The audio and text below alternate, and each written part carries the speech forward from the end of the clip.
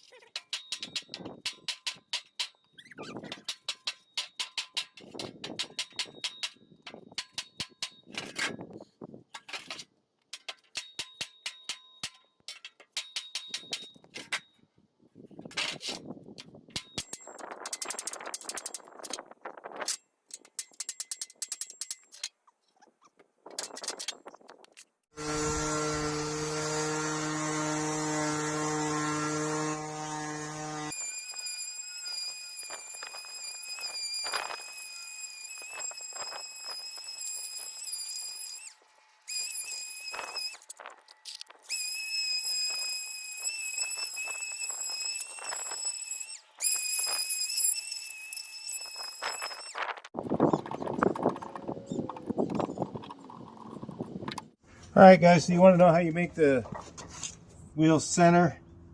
Got my helper here on the side of the picture there. Okay, you want to know how you get these centered? You go like this. You mark it here, and you mark it here with your tape. You don't even need to have like it to be perfectly level or square. Oh, you have it on record. Yeah, it's on record. So then you find that's the center. So now I'll cut out my patch. Hold on, Thomas. Let's not get in the camera. Hold on. All right, so go ahead. Don't photobomb. Golly, grandson's such a ham. Okay, so if I cut out my patch like this, all right, I cut right through the tape.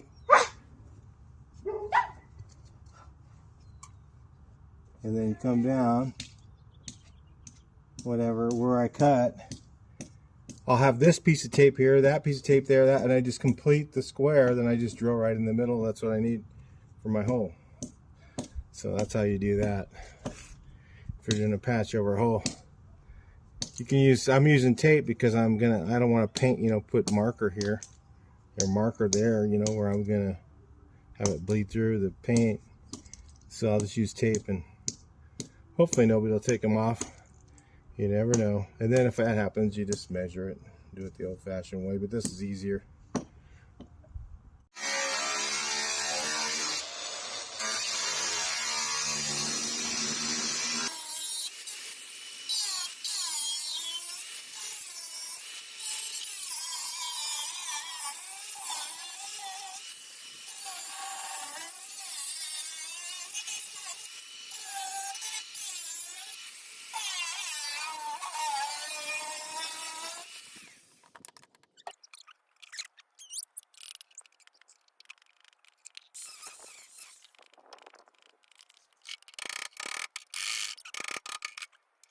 Just gonna clamp her down and cut it right out with the plasma cutter. Jive fan, link in the description. Works great, super small, really inexpensive to buy.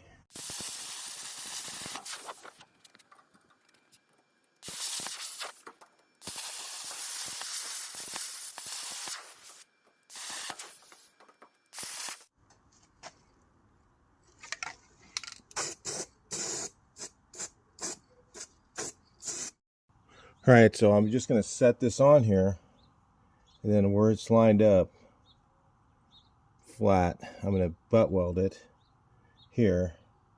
Just going to tack it in and then push it wherever I need to go. Tack it in again, tack it in again, work my way along, tack it in. Okay, and then I'll pull the magnets off once I get a couple tacks on here. Then I'll just start lining it up and then tacking it along here. Okay, getting it all in place. Tacking it in, and then the bottom edge I can either cut through 2 layers or just one, and just go along here and clean this up or whatever, and then finish it out. But you got to remember, this is curved this direction and this direction, so I'm going to have a point when it's going to start to fight me right in here somewhere. So what I'll do is when I get to that point, I'll just cut a relief cut in it. I just go put a cut in here. It'll want to fill that gap in, and then it'll just kind of fall into place. You'll see later.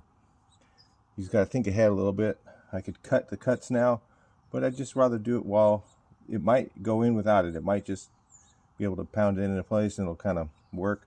I did stretch this a little bit to try and help it find a way, but this is the sort of way you do patch like this with butt welding.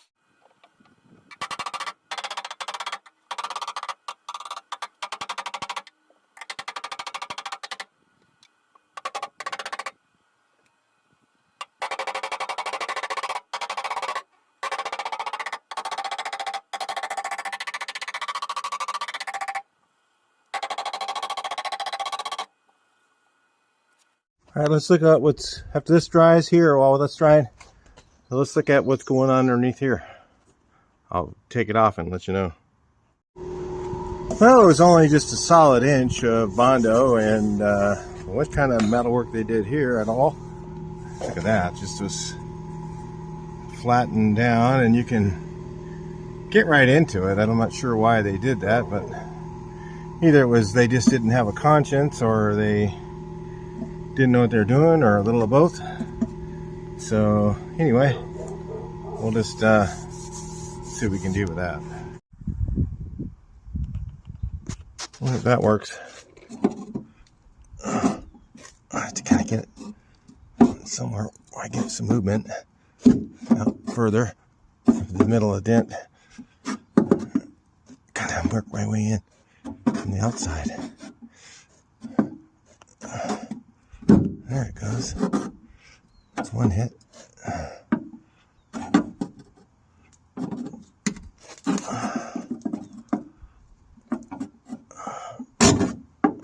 Let's see where I'm at.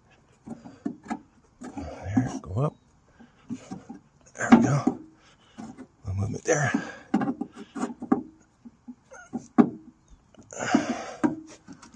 I guess I'll have to work that off camera. I need two hands. I have to give this a little more push, and then I can see where it's moving and try and work my way from the outside to the middle. If you try and just go from the middle, sometimes it won't move. So a little easier to get it from the outside. Bring it in.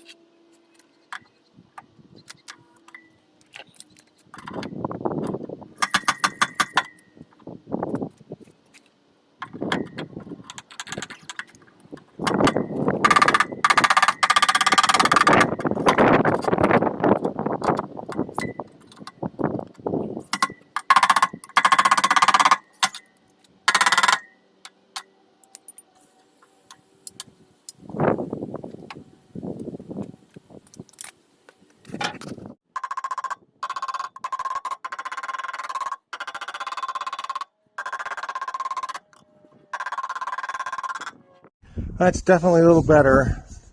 It's going to be less than 1/4 of an inch, so we're going to call it good.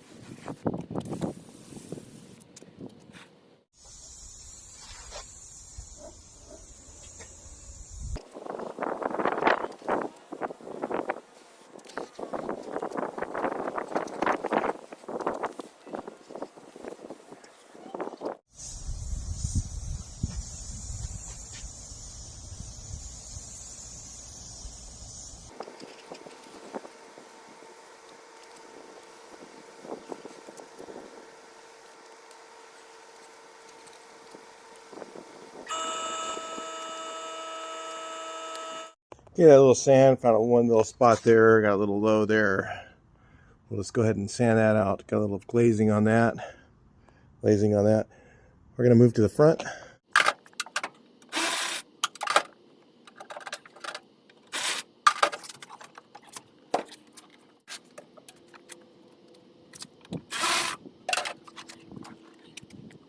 Alright, so that's probably the first time since 1972 those doors have been off of that bus, it looked like to me. The bolts were really tight and I had to beat them, take a hammer and make sure to knock in that Allen or you're going to spin them, no doubt.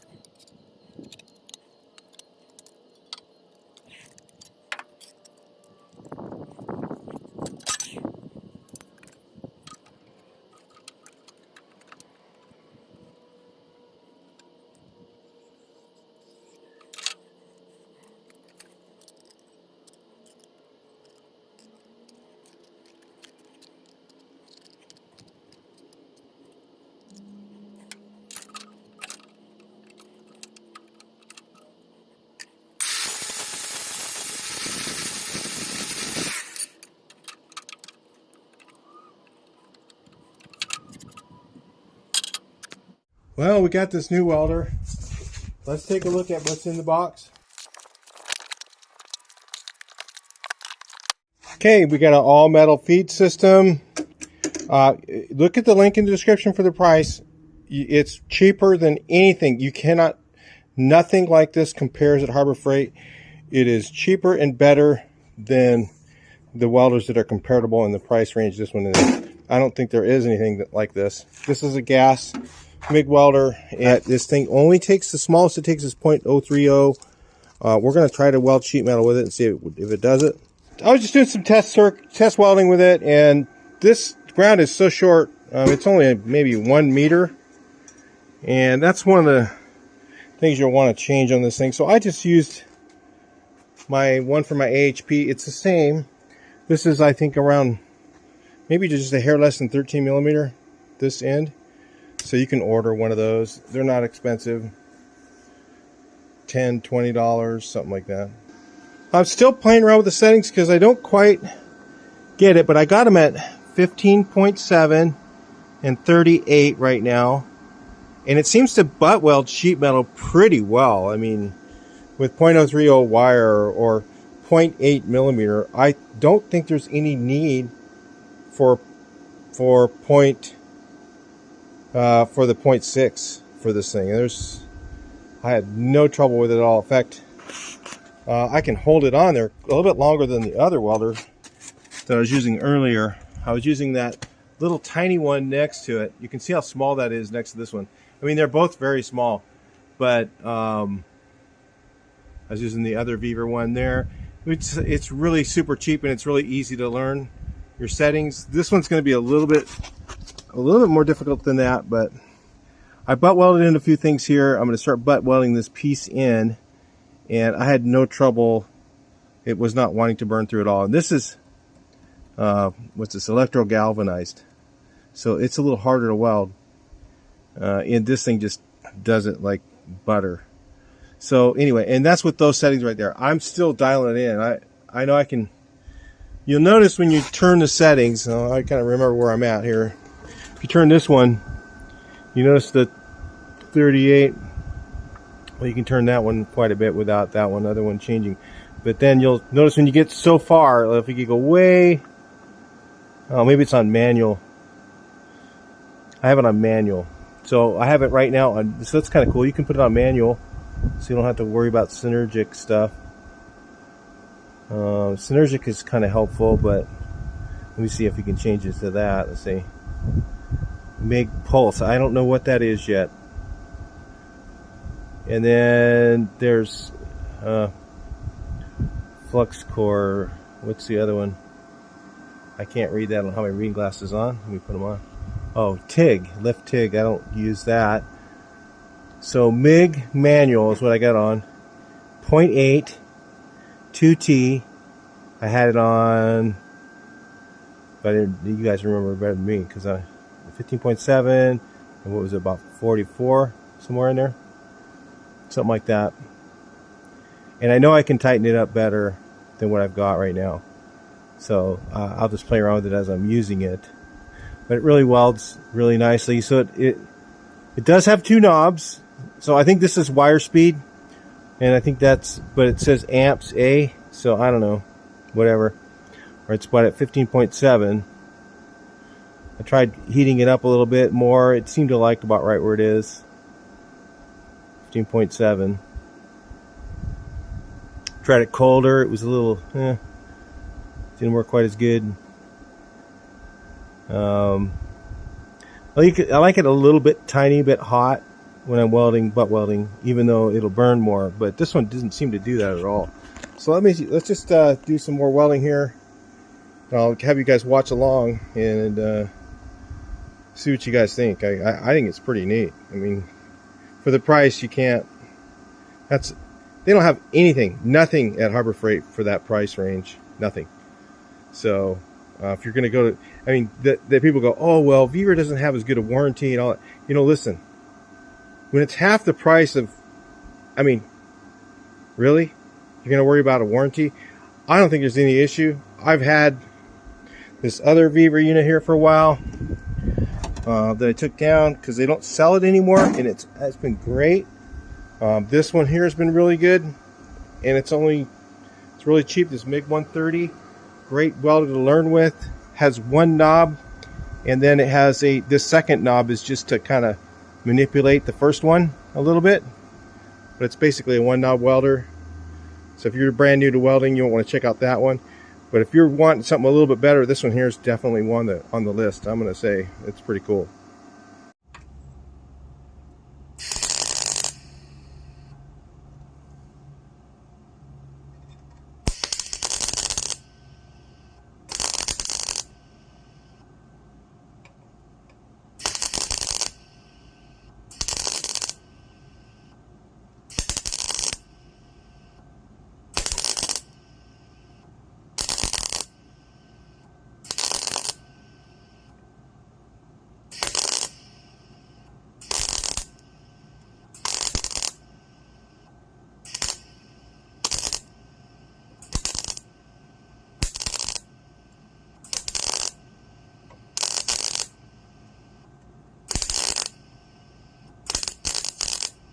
All right, check this out. Let me clean this up real quick and let's look at it.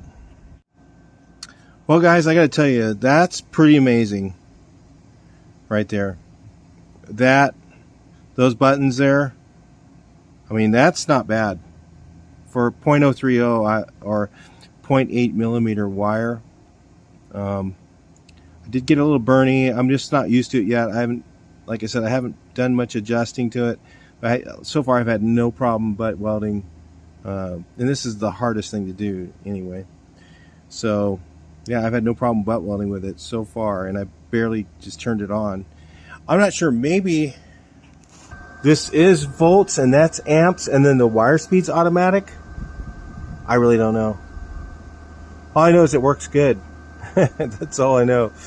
So anyway, we'll oh, this is the 250 we were wondering earlier, right? So I thought it was a 200. It's a 250. So I would suggest that, because you can just get a bigger welder that way if you can spend a little more money. The 200, I guess, is the same welder, but a little bit difference on the internals. So the 250 will definitely, and the 0.8 millimeter wire works amazing.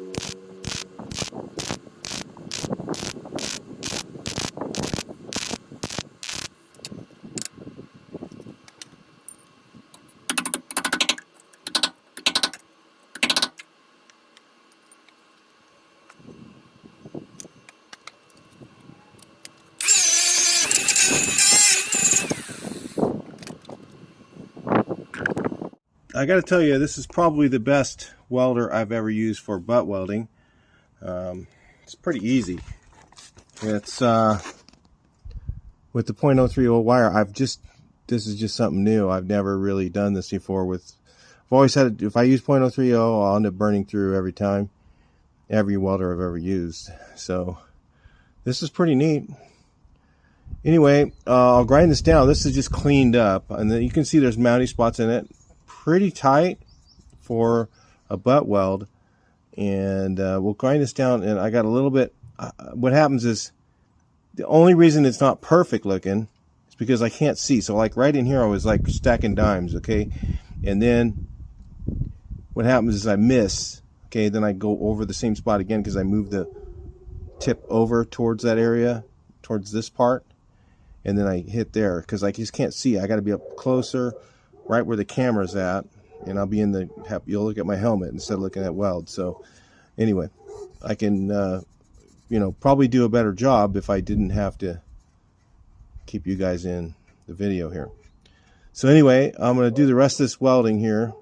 The camera overheated, so I had to stop, and I'll grind this down real quick. We'll take a look at it. All right, guys, I'm going to highly recommend this welder right here.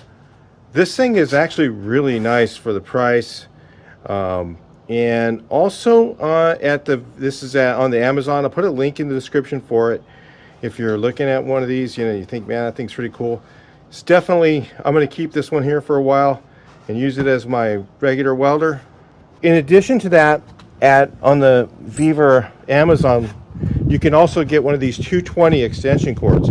So if you were looking at a plasma cutter or a welder, you can get one of these 50-foot extension cords. I'll put a link in the description. They really have the best price on these. I remember these things being hundreds of dollars at Home Depot or one of the big box stores. And on Amazon with Viva, they're very inexpensive, less than half probably of that, and really good if you're going to use a plasma cutter or welder. Plasma cutter, you got to have 220, and this welder here, when you're welding thick steel, you're going to want 220 hooked up to it. So having one of those extension cords is a must. All right, so I made this piece here. I just put a bunch of holes in the bottom. I'm probably not going to use them all. I'm just going to clamp it in. And what I did is I just used the shrinker along I bent that L, then I used the shrinker along here. Can't really film back in there, but here's what it fits like. Now it fits like this. I'm just going to have to butt it in here. So I'm going to start with my butt edge, if you can see that. Get it lined up and then pull it in the rest of the way. And then I can either cut right here and then bring that in to the butt there, or I can just, probably what I'll probably do is just tighten it down really good and just lap it and then just weld the whole top edge. And what I'll do is just, that'll help me with a little grind edge. I'll just grind it all down, and then it'll look more like this rounded corner. I've already got the round there, but it might go out just a little bit, mound out just a little bit, but it's down so low on the body, you won't really see it. So anyway, we're just going to go ahead and start butting that in. Check it out.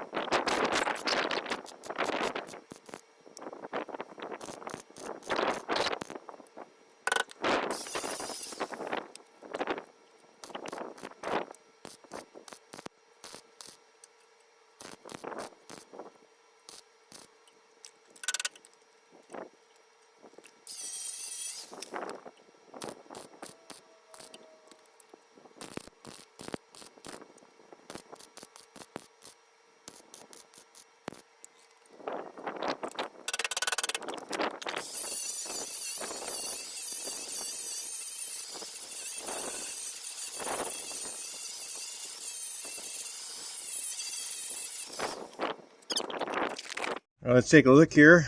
What we got, this all lapped over here and then tapped it down after I got it welded, and then got that edge to be similar to this. Once I put a little bit of, just a little tiny bit of filler on there, and then get rid of that seam a little bit, clean this up. This was kind of rough back in here anyway. These were spot welds, remember, before, so, and we're just going to finger fill that a little bit, sand it, you know, get rid of that. I can't even get in there with a grinder, so maybe with a finger sander I can. I think I tried already and I didn't get very well with even that. So yeah, it's no big deal. It's just a little inner panel. This outer stuff is fixed. Little lap, tap, and fill over here. On the other side, we got still one more repair. I spot welded under here. Looks pretty good. So once that's filled up, it's down so low. You're spending a lot of time on this already, and the cost benefit, you know, isn't that great when you're not going to see it with this low. So anyway, go on to the next repair. I mean, this thing could snowball. I could just replace this whole thing. I don't know. We're not doing that. So I didn't figure to do that. We're just going to fix these holes. So anyway, this could go on and on and on. I bet you anything, it go behind here, and there's thin spots all over that thing, because you never know. I mean, it didn't look like it from the inside, but who knows? We're not restoring it. We're just kind of fixing the stuff that's bad. Again, this one has the same problem, but it kind of goes up into this panel, and it's like if you try and replace up into here, get a roll metal around that corner. You know, I don't know where I'm going to stop on that. I'm to try to keep it from snowballing into a massive repair. So we're going to just cut out what's bad here and just look at it, and then we'll see what we got to do over here.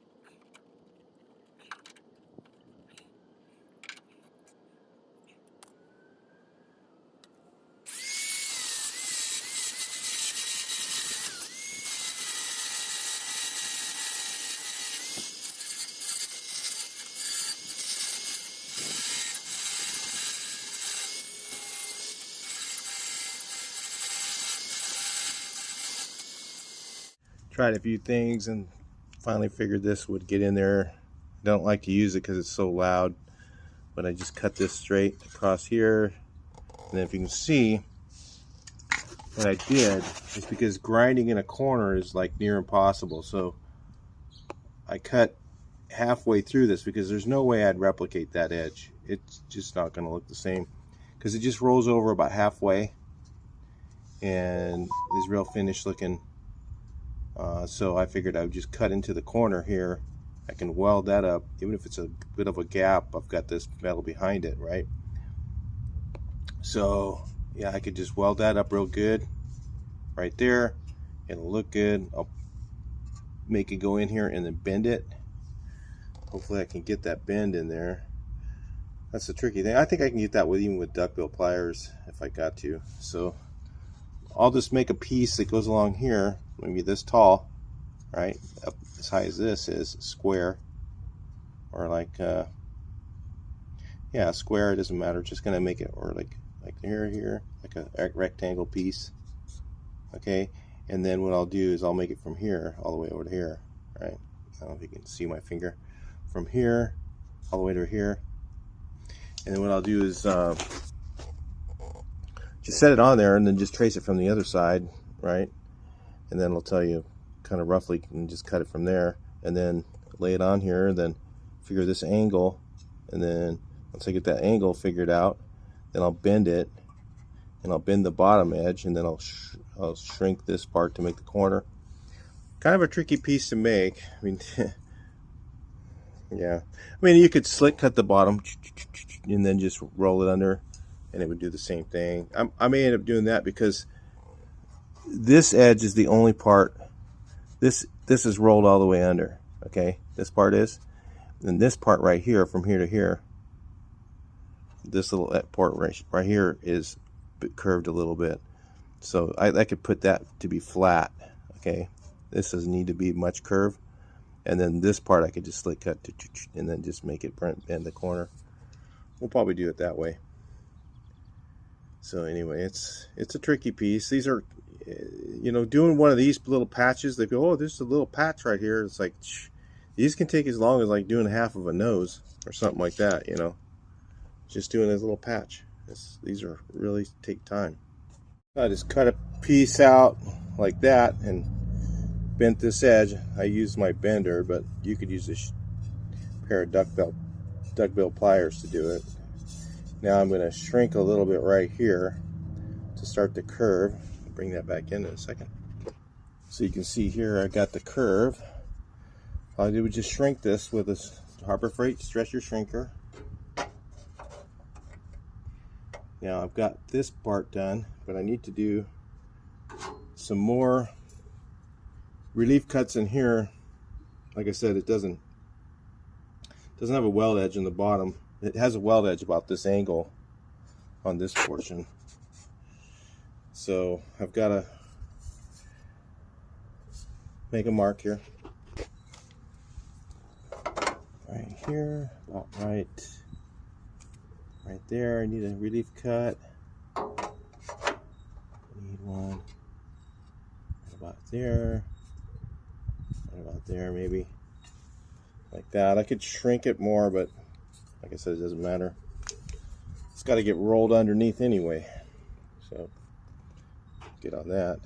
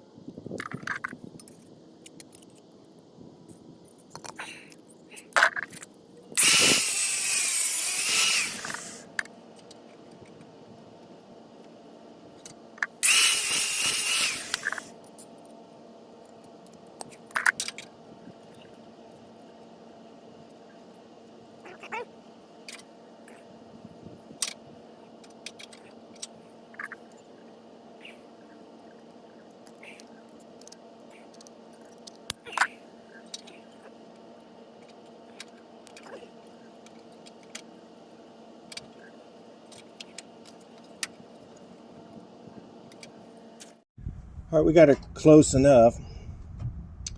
All I got to do is just start welding it. I'll weld it in over here where my thumb is. Probably butt that in. Maybe I'll clamp this side in. And if I have to, I'll just cut that back in there when I get to that part. Weld the top edge of that. Flap it over. Tap it in. Do a little filler, we're done.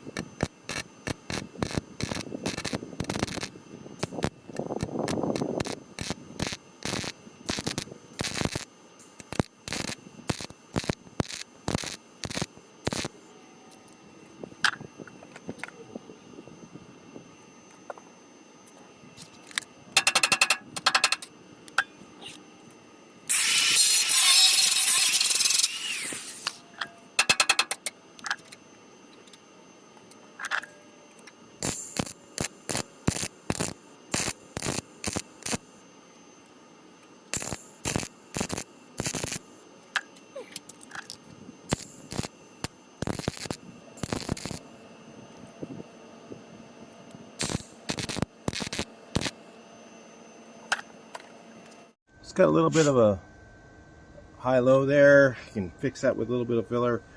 The rest I'm just going to fill up and call it good. A little bit of stuff in here. Once that gets filler on it, you won't even be able to ever see there was a patch there when I'm done. All right.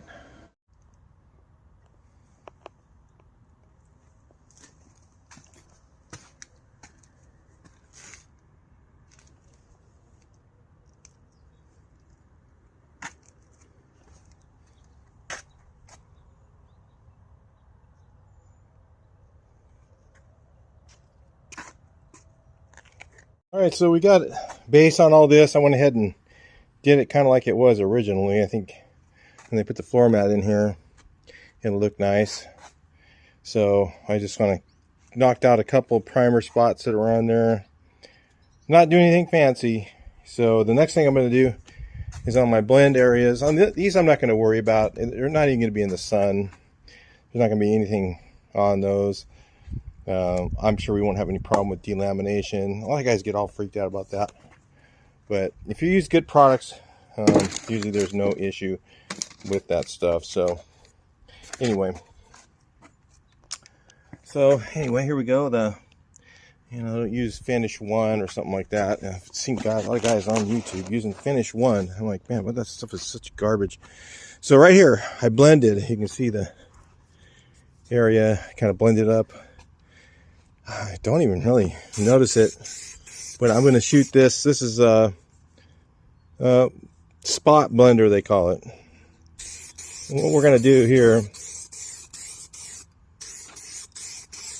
this will just soften this up a little bit. Get a hair sticky so that also it'll help the color bite in where I blended it. It's not really very properly sanded there, but it's fine usually. As long as it's clean.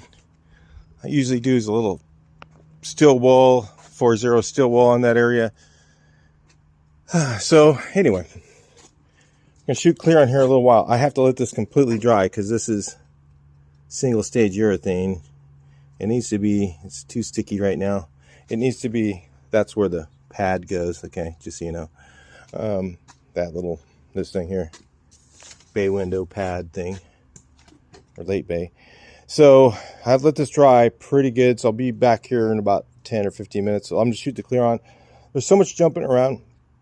It's too hard for me to film, to stop, move cameras, and then try and concentrate on getting no runs and stuff like that. So it's just a little too much to film this, and I had barely had enough paint to do this. I mean, I just was like, I had like that much base in, you know, in the bottom of a can, and it made it through this because I used the Porpoise minigun, and that thing is a material saver big time.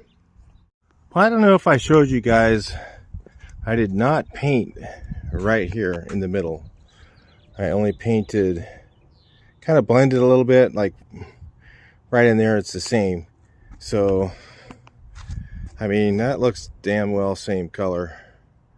So anyway, but down here, but if you can see the difference, there's a difference here and here, is because this is like old paint and this has clear over old paint, and it brings out the color more correctly. So yeah, so that's really tight.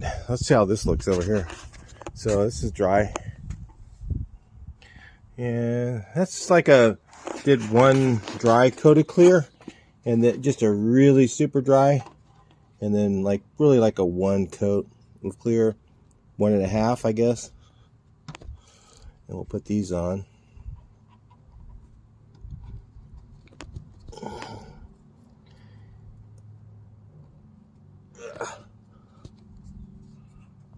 He's got a shove in there. That's really dry, so I had accelerator in it. So, and then see, I blended out up here, but obviously this is a little different than what they had out here.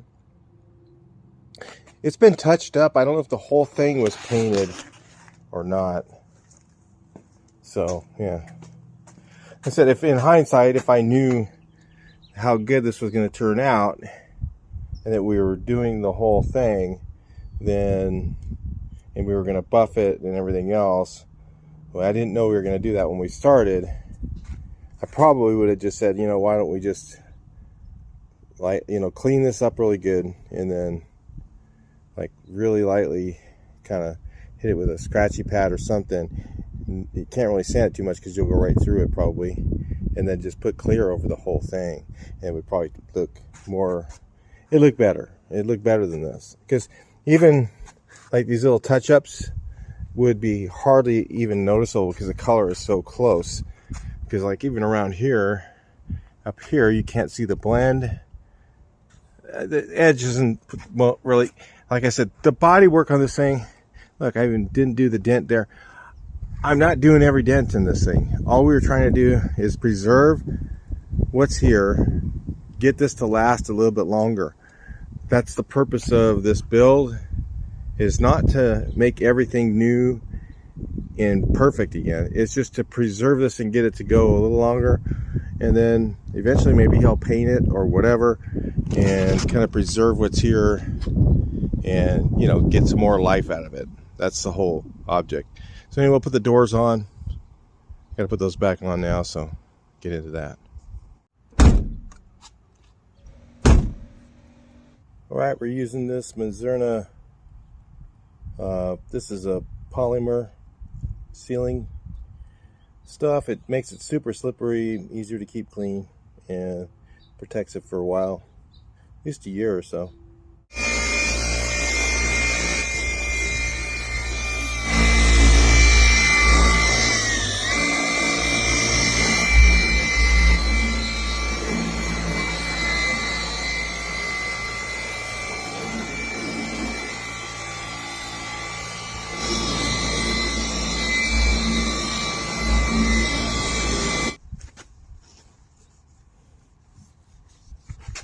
All right, let's see if this lighting's a little better. I was trying to shoot this last night, and it was just too much sun in your eyes. So let's see what it looks like here. I mean, there's definitely little speckles of flaw all over it because it had giant chips all over the paint. But you don't notice them now when it's 10 feet away. This side looks great. The color looks nice. Or even the front, where I painted the front. Of course, I didn't put clear on the front, and it's because I didn't know I was going to be buffing the whole thing. That was just an afterthought. So, anyway, you can see the metalwork here. Let's look down here. See, look. Got the metalwork in the corner. Now, if you see the corner on this side, and look at the corner on the other side, nobody's going to be looking up in there anyway, really. But I did paint this whole kick panel because it was originally done. I think when you put the rubber floor mat in here, it'll go up to cover that. That's why I did it that way. And then I just kind of blended out a whole bunch of touch-ups and garbage here and blended clear up on that too, just to make it look a little better. The color looks pretty close down there. It's not really supposed to panel match. You could never get it that perfect usually. Now, this was done with paint scraps anyway, so you can see the corner in there. I mean, that looks very similar to the other side. You know, little spot welds and everything, the way it is on the other side. So you can really not be able to tell that it was repaired down there.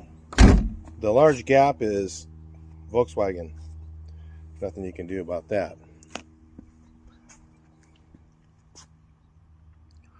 Yeah, it looks good. I mean, like I said, from 10 feet back, I mean, this thing looks really clean. I mean, driving down the road, before it just looked like, really like something that was really neglected.